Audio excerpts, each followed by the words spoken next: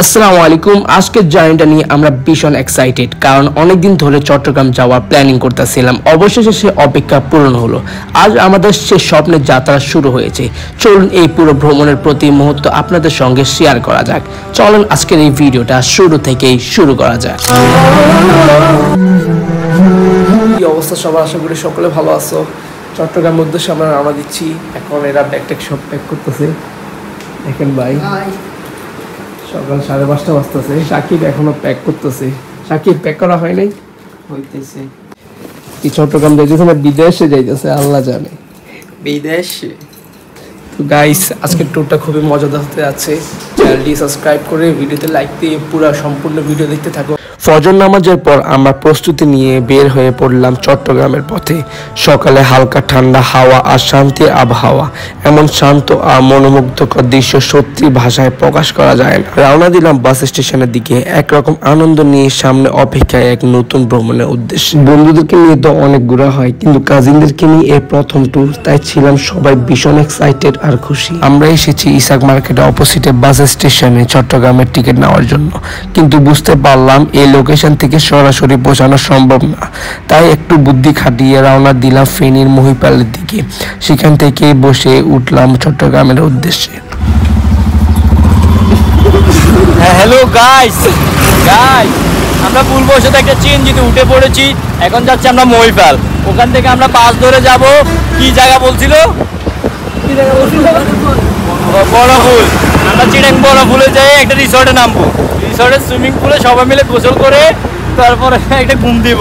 ঘুম থেকে উঠে নামাজ কালামা পড়ে তারপর আমরা ফেনী মহিপালে নেমে সিএনজি টাকা দিয়ে ফেনী মহিপাল বাস স্টেশনের দিকে রওনা দিলাম। ফেনী এসে জনপ্রতি মাত্র 170 টাকা দিয়ে আমরা টিকিট নিয়ে নিলাম। এত কম টাকায় টিকিট নিব আমরা কখনোই ভাবি নাই। আঙ্কেল আমাদের টাকা থেকে টাকা অনেক কম নিয়েছে, মানে যেটা বলার বাইরে। চিড়াং যেতে 170 টাকা লাগে, আমি জীবনে প্রথম দেখছি। জীবনে প্রথম, যেটা সত্যি কথা।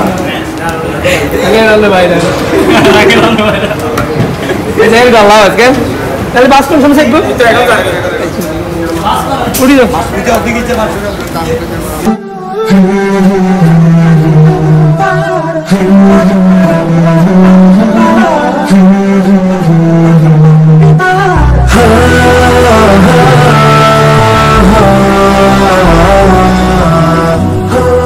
ভোর সকালে বাসে ওঠার পর উপভোগ করলাম সেই ঠান্ডা হাওয়া, ফ্রেশ হাওয়ার ছোঁয়া, একদম প্রাণ জোটানোর অনুভূতি।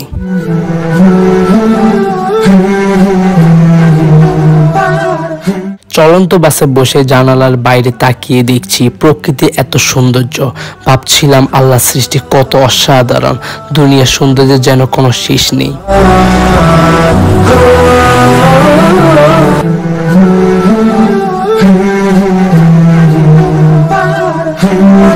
বাস কিছু দূর যাওয়ার পর চারপাশে তাকিয়ে দেখি সবাই ঘুমিয়ে পড়েছে ঠান্ডা হাওয়ার ছোঁয়ায়, আর আমি জানালার পাশে চুপচাপ বসে ভাবছি কেন জানি চোখে ঘুম আসছে না।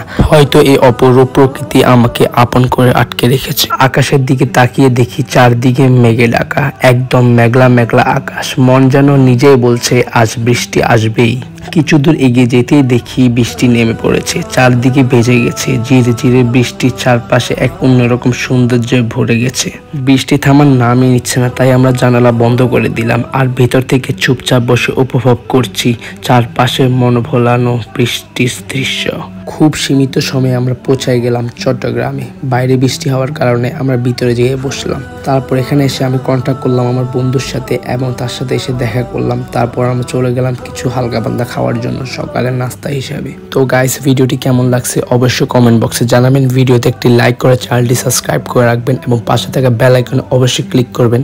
তাহলে কি হবে, আমি যখন নতুন নতুন ভিডিও আপলোড দেব সর্বপ্রথম আপনার কাছে ভিডিওটি পৌঁছাবে। আজকে ভিডিওটি এতটুকুই। দেখা হচ্ছে পরবর্তী কোনো এক ভিডিওতে। আল্লাহ হাফেজ।